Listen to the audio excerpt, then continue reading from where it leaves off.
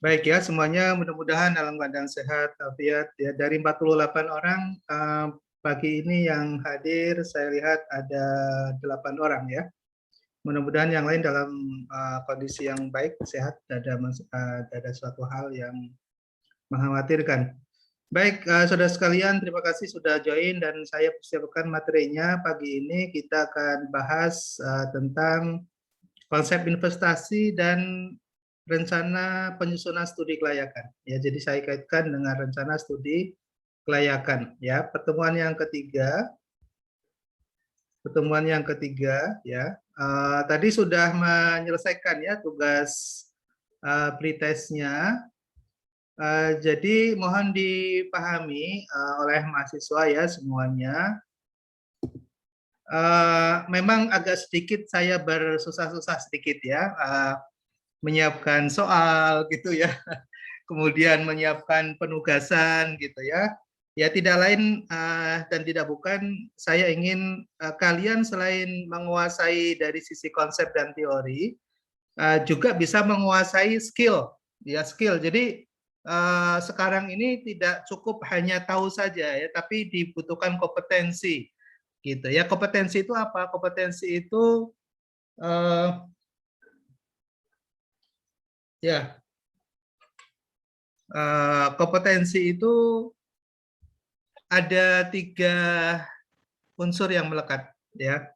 Jadi yang pertama adalah pengetahuan gitu ya, knowledge. Kemudian yang kedua adalah skill, keterampilan, dan yang ketiga adalah attitudes ya, sikap gitu ya. Termasuk dalam menyikapi dalam perkuliahan kita itu dibutuhkan untuk menjadi seorang yang profesional gitu ya, bisa membagi waktu dengan baik dan bisa memanage ya, aktivitas kita gitu ya dalam hal untuk mengendalikan diri sendiri sebagai self control dan self development, improving ya, mengembangkan diri gitu ya. Nah, hari ini secara singkat ya, tapi sebelum itu juga sedikit saya tekankan bahwa kita ada pretest dan posttest itu tidak lain juga untuk mengetahui di awal perkuliahan itu mestinya kalau mahasiswa yang baik itu akan menyiapkan diri dalam hal sebelum melakukan kegiatan perkuliahan gitu ya, menyiapkan diri dengan cara apa? Ya dengan cara membaca, dengan cara minimal membaca RPP kita ya, rencana pelaksanaan perkuliahan yang sudah saya buat itu adalah untuk memandu kira-kira nanti berikutnya akan belajar apa gitu ya, pertemuan berikutnya apa dan seterusnya, tujuannya apa gitu ya, tahu gitu ya. Jangan belajar tidak tahu tujuannya apa gitu ya, atau hanya sekedar mengikuti rutinitas ritual gitu ya, membuka HP atau laptop kemudian mendengarkan selesai, bukan hanya sekedar itu gitu ya. Kuliah itu adalah untuk mengetahui, memahami dan memiliki kemampuan serta keterampilan ya, kompetensi gitu. Oke, baik, saya lanjutkan. Ada 2 poin penting hari ini, yaitu mengenal konsep investasi dan yang kedua adalah menyiapkan diri untuk penugasan, yang menyusun studi kelayakan. Jadi tidak hanya sekedar tahu, karena studi kelayakan itu adalah applied ya, applied science ya. Ada applied economic, applied business.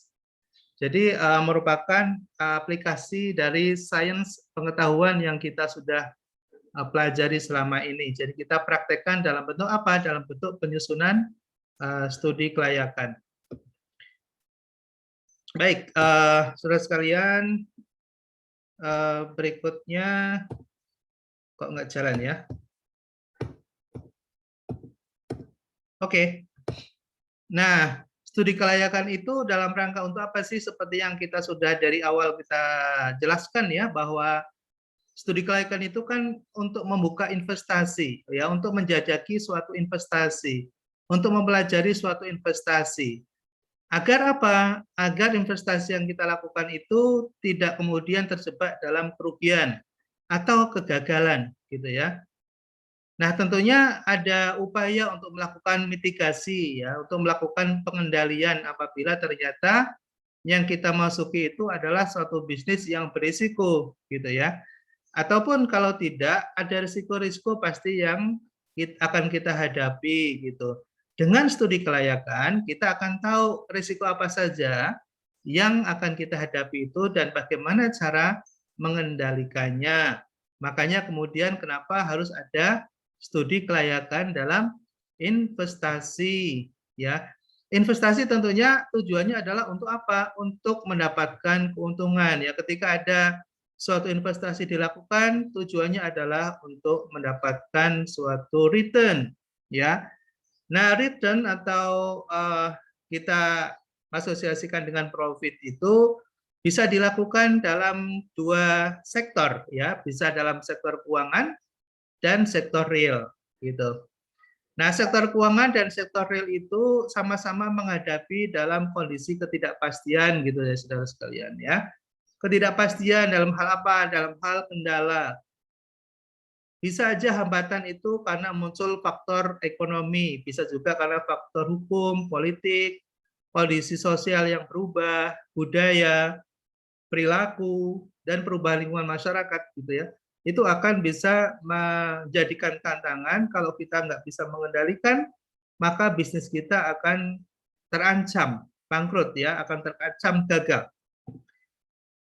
Nah, saudara sekalian, ada hal lain yang juga mungkin perlu diketahui ya, bahwa investasi ini kan kita menanamkan dana atau uang ya untuk tujuan memperoleh keuntungan. Dengan cara bagaimana? Bisa dengan membeli aset, atau kita melakukan joint ventures, ya kerjasama bisnis misalnya, atau kita lakukan tidak membeli aset, tapi kita menyewakan aset, atau kita juga bisa mendapatkan return dengan menjual jasa ya dalam berbagai sektor yang kita miliki.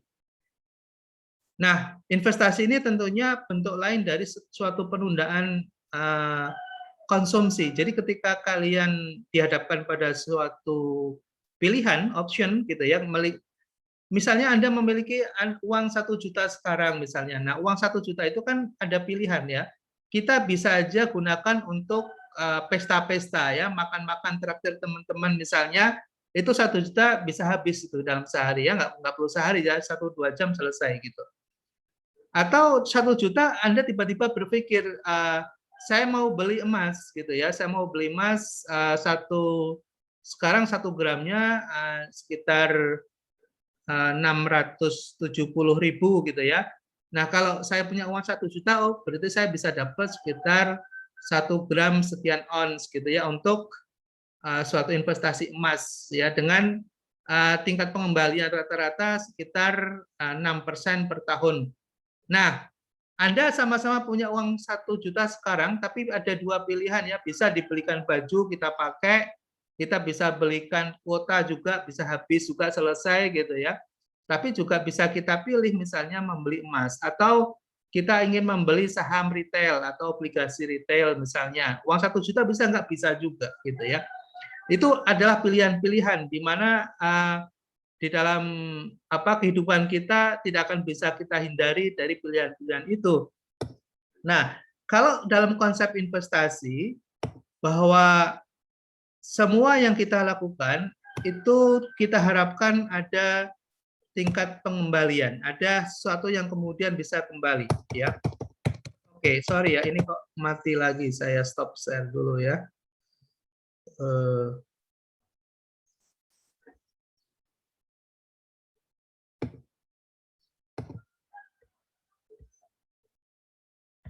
Oke, kok nggak bergerak ya? Oke, gini aja deh, nggak apa-apa. Ini apa kelihatan ini? Kelihatan nggak ya? Kelihatan, Pak. Kelihatan ya? Mungkin nggak terlalu besar, tapi minimal terlihat. Oke, makasih. Nah, sekarang pilihan itu di mana gitu ya? Kalau misalnya kita tadi ya punya uang 1 juta itu misalnya.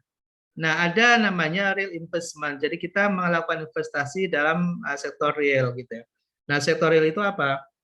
Sektorial itu adalah di mana kita bisa mendapatkan aset secara langsung. Misalnya beli tanah gitu ya, kita bisa dapat aset langsung, beli emas bisa dapat aset langsung, bangunan atau proyek, atau kita ingin beli kendaraan misalnya untuk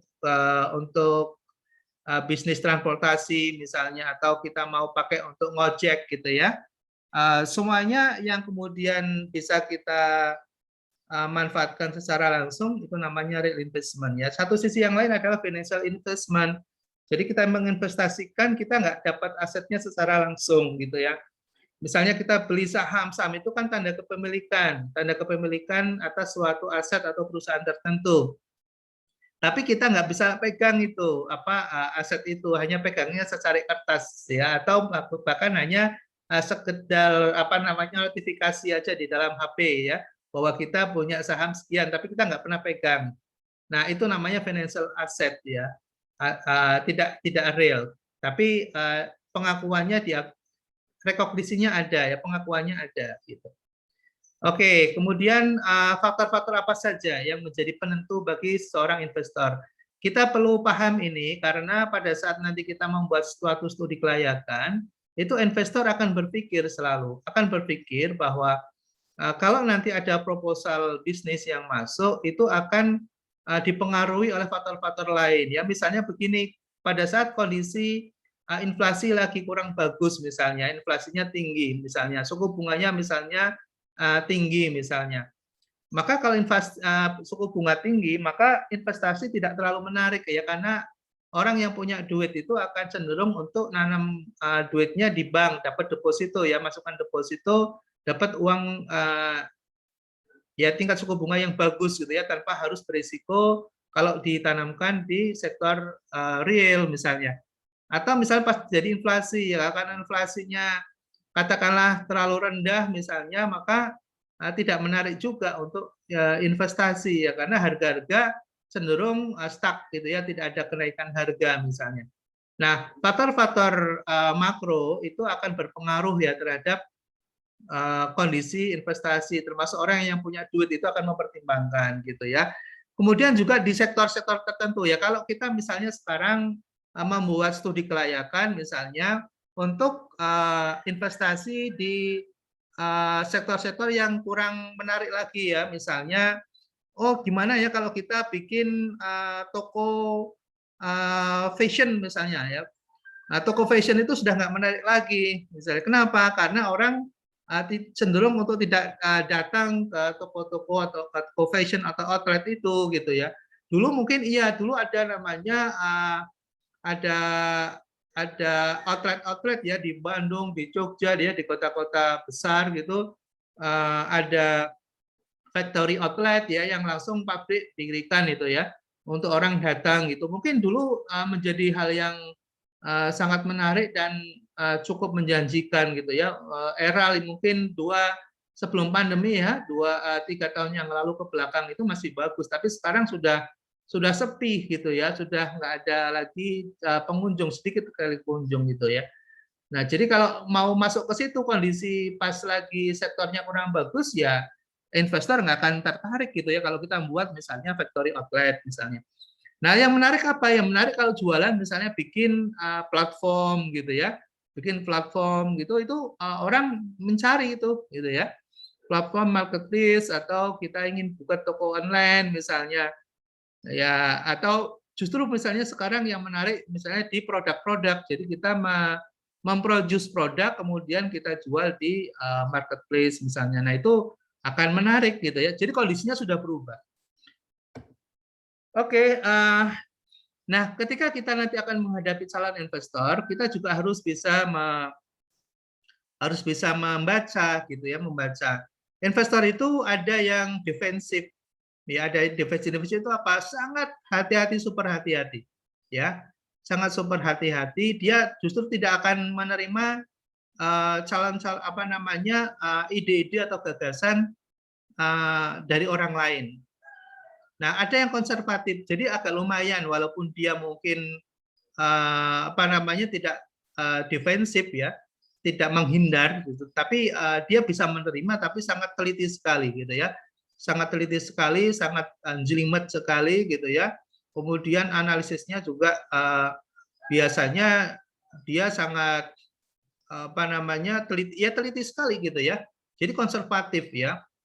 Nah, ada yang balance ya, dia sudah mulai terbuka. Jadi kalau ada ide-ide baru, dia senang.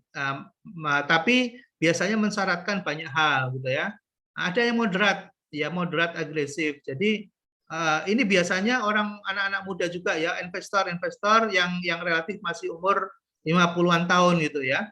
Kalau yang konservatif, defensif itu biasanya sudah 60 tahun ke atas. Tapi ya kalau yang 40, 50 itu masih moderat agresif ya. Nah, kalau agresif itu biasanya investor-investor muda ya yang usia 30-an itu agresif sekali gitu. Nah, jadi kita bisa lihat investor nanti yang akan kita ajukan proposal ini tipikalnya seperti apa gitu ya. Kita perlu mendesain dan mempersiapkan. Nah, kemudian hal-hal lain adalah terkait dengan keunggulan dan kekurangan investasi itu sendiri ya, misalnya di sektor keuangan ya. Di sektor keuangan kita harus bisa membandingkan ketika kita mengajukan suatu proposal studi kelayakan untuk sektor real gitu ya. Misalnya kita mau bikin produk handicraft gitu ya, handicraft yang terbuat misalnya dari kain perca gitu ya, kain-kain bekas misalnya. Nah, ketika produknya nanti sudah jadi prototipenya misalnya, hasil dari tingkat keuntungan itu kita bandingkan dengan produk perbankan atau produk keuangan yang lain seperti reksadana misalnya. Kalau lebih tinggi dari investasi di sektor keuangan, maka itu akan menjadi menarik ya bagi calon investor. Ya. Nah, kemudian selain kita bicara tentang investasi, juga bicara tentang risiko. Kita harus paham tentang risiko ya. Risiko secara tersendiri sudah kita pelajari ya di dalam mata kuliah manajemen risiko. Jadi saya nggak akan mendalami secara lebih mendalam karena saya anggap kita sudah semuanya memahami tentang risiko investasi dan risiko bisnis gitu.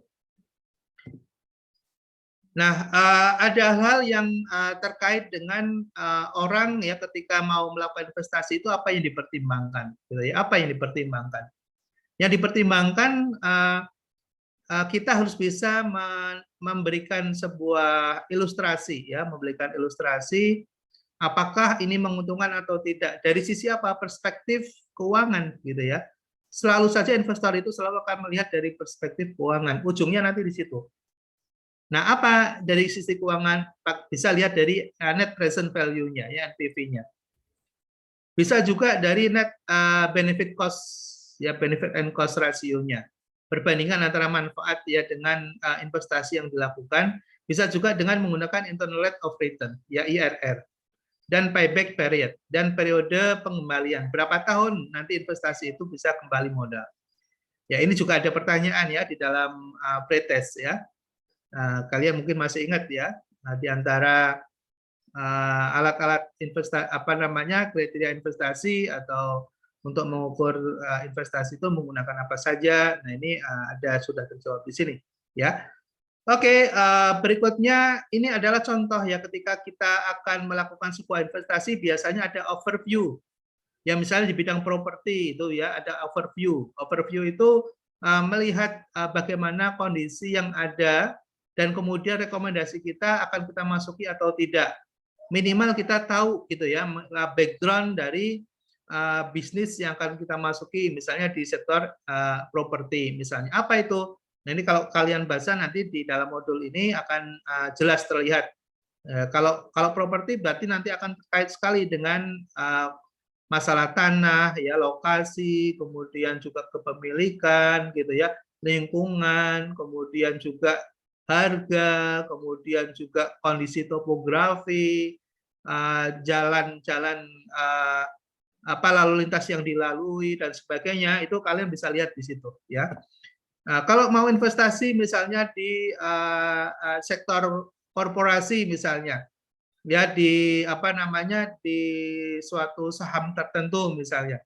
Nah, kalian juga nanti bisa melihat apa aja yang dipertimbangkan. Jadi di sini ada contoh yang misalnya kita mau join nih dengan salah satu perusahaan gitu ya, mau join. Kemudian sebelum studi kelayakan dilakukan itu ada informasi dulu yang masuk. Ya misalnya partner kita itu berdiri tahun berapa, sudah berapa lama, kemudian dia punya asetnya berapa. Ya dibuat apa namanya financial highlight ya. Jadi kita bisa paham kondisi keuangan dari calon partner kita itu untuk mendapatkan informasi yang memadai agar jangan sampai ketika kita nanti join ternyata dia kolaps misalnya, maka kita bisa kehilangan investasi.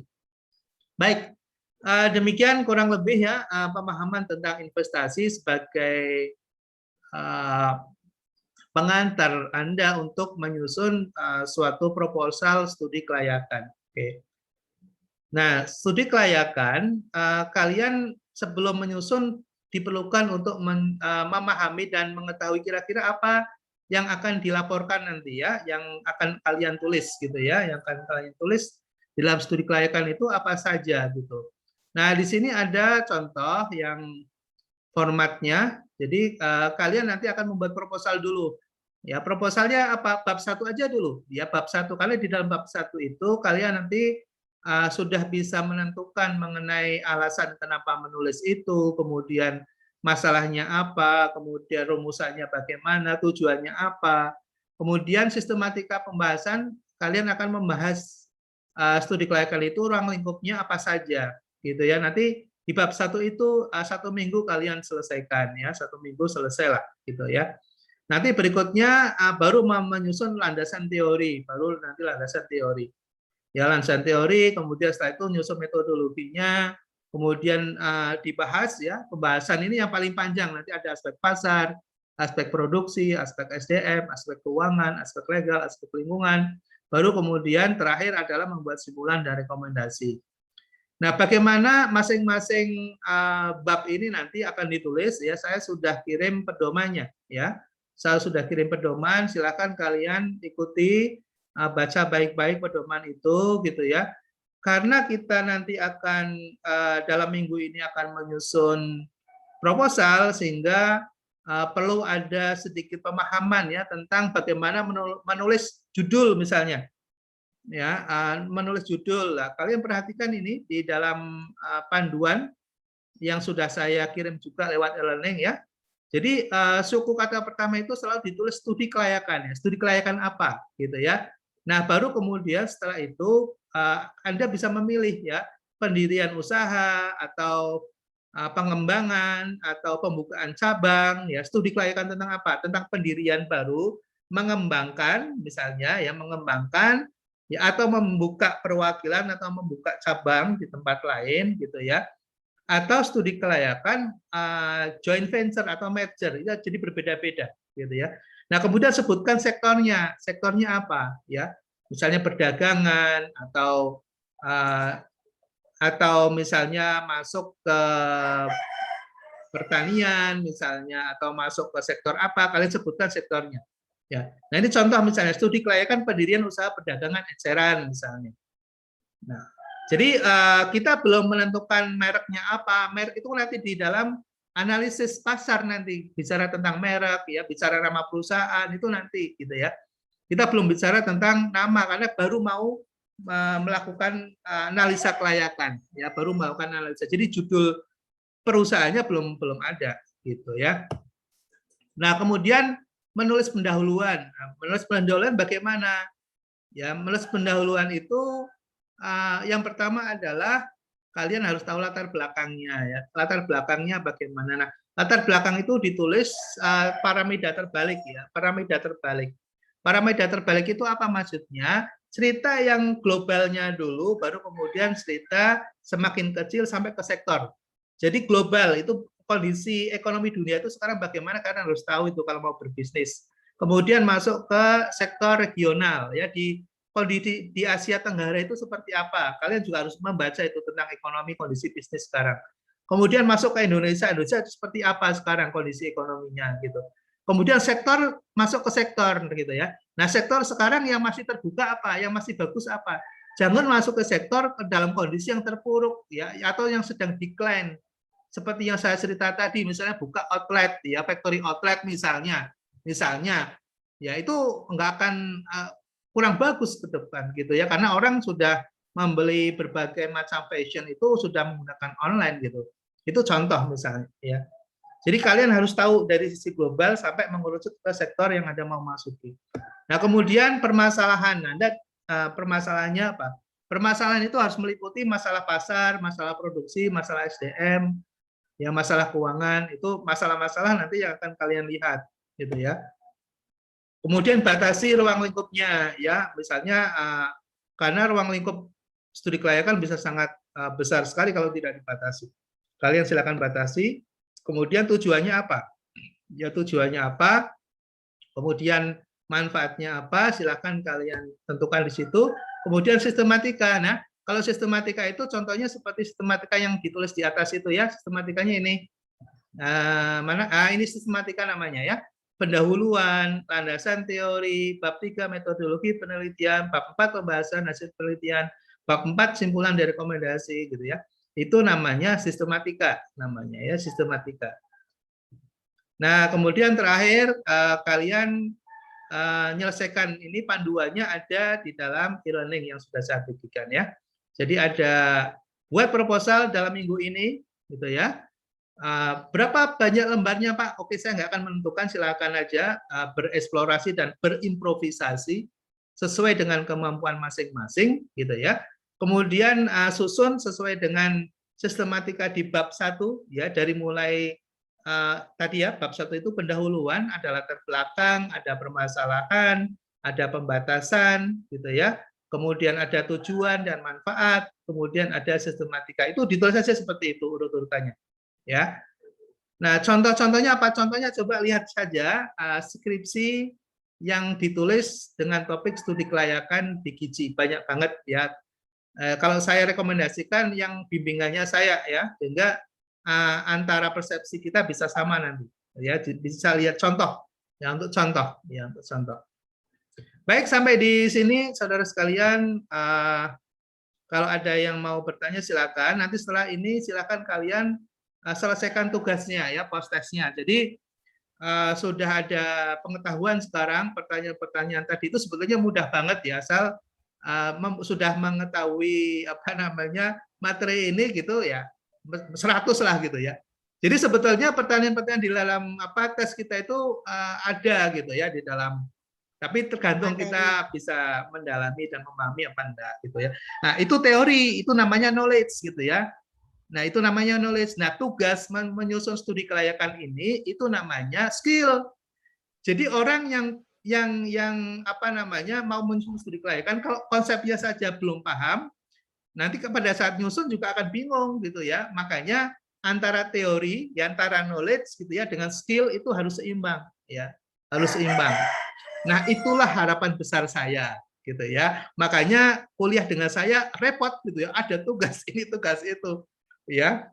Tapi sekali lagi ya, saya ingin kalian menjadi mahasiswa yang berkualitas. Itu saja sih ya, mahasiswa yang berkualitas gitu. Jadi tidak hanya Bapak, sekedar saya mau absen. nanya, Ya, silakan kalau ada yang mau tanya, Mbak Syifa. Bapak kan tadi pas Syifa lagi ngerjain soal, ada trouble kan? Baru ngerjain 2 soal, pas udah balik ke soalnya, itu udah nggak bisa dikerjain lagi, Pak. Itu gimana dong, Pak? Pasti nilai saya jelek, Pak. Oke, Mbak Syifa dan semuanya gitu ya. Memang kadang ada kendala teknis gitu ya, ada juga kendala-kendala yang lain gitu ya. Nanti selalu ada 2 kesempatan ya, ada 2 kesempatan. Jadi tapi kesempatan itu bisa diambil boleh tidak gitu ya. Kesempatan yang pertama silakan pretest. Pretest itu ada batas waktunya juga gitu ya. Seperti yang saya sempat sampaikan bahwa dalam dunia digital saat ini selalu saja ya yang menjadi tantangan itu adalah masalah teknis gitu ya. Dikira bisa ngatasi enggak? Ini sebetulnya challenge gitu ya. Ini challenge. Saya mengajak kalian untuk menghadapi challenge ini gitu ya. Kalau kemudian dihadapi dengan keluhan, kemudian dihadapi dengan apa namanya ya bisa dengan hal apa namanya confuse gitu ya. Ya nggak ada tantangan gitu. ya. Terus kesempatannya apa? Kesempatan nanti yang kedua pada saat post test, gitu ya. Post test itu dilakukan setelah kita kuliah selesai, ya. Silahkan dikerjakan sampai jam 12 nanti siang, gitu ya. Pelajari dulu, ada kesempatan sampai jam 12 nanti siang. Sebetulnya sampai jam 11 sebetulnya ya, 11 selesai kita close semuanya, ya kita close gitu. Ya, jadi itu hanya untuk mengetes apa? Knowledge ya, ngetes knowledge. Nah, nanti skillnya di mana? Skillnya di tugas, ya skillnya di tugas. Ketika nanti kita bisa nyusun ya proposal dengan baik, maka berarti kita sebetulnya sudah memahami, ya sudah memahami. Tapi kalau kita belum praktek, ya itu hanya sekedar tahu saja, tapi nggak bisa menghasilkan apapun, gitu ya. Oke, ada lagi yang lain? Ada lagi, Pak. Silakan. Satu lagi, Pak. Kan kemarin sih mau ulang itu yang dapat 60, pas sayangnya Bapak nggak ada tulisan gitu, Pak, yang kemarin saya kirim itu. Itu kenapa ya, Pak? Ya, kalau 60 sudah cukup ya, Mbak. Saya lihat average-nya ya. Rata-ratanya di bawah 60 ya. Makanya yang kurang dari 60 silakan diulang gitu ya. Kalau yang sudah 60 ke atas saya kira sudah cukup ya, ada cukup.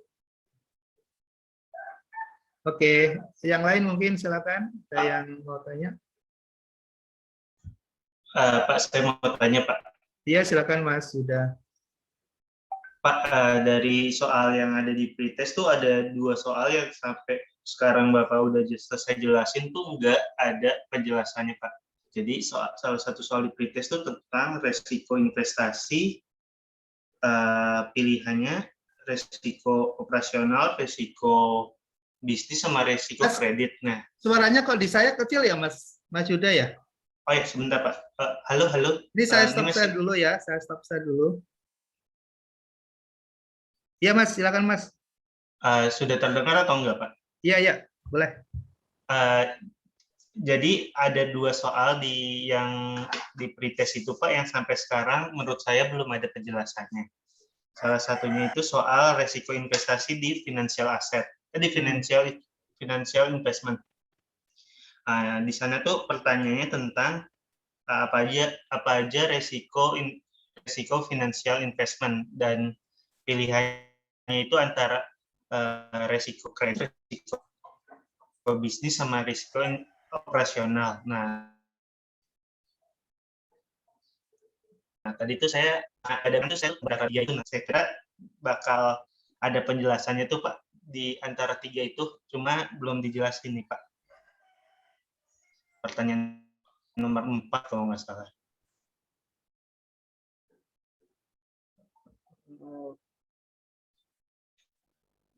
Pertanyaannya tentang apa? Tentang investasi? Ini ya? Ya, tentang resiko financial investment. Oke. Ini kelihatan nggak nih itu di kan layar? ada pilihannya resiko, enggak, kan ada pertanyaannya, ada resiko, pilihan jawabannya ada resiko kredit, resiko bisnis, sama resiko operasional. Nah, 3 itu tuh dari tadi belum dijelasin, Pak, saya tuh kurang paham. Oh ya, itu sebetulnya ada di manajemen risiko Mas, tapi nggak apa-apa ya, saya sedikit jelaskan ya. Seperti yang tadi di awal saya sampaikan, beberapa asumsi saya ketika bicara tentang investasi sebetulnya ada di manajemen keuangan, juga ada di manajemen risiko gitu. Tapi kalau misalnya itu mungkin sudah lupa, ya saya sedikit refresh lagi gitu ya. Kalau kita investasi di sektor keuangan itu Mas, kita kan menghadapi banyak risiko karena kita nggak pegang sebetulnya ya kan investasi keuangan itu. Misal kalau kita beli tanah kan kita pegang ya sertifikatnya, kita tahu tanahnya gitu ya di mana gitu ya.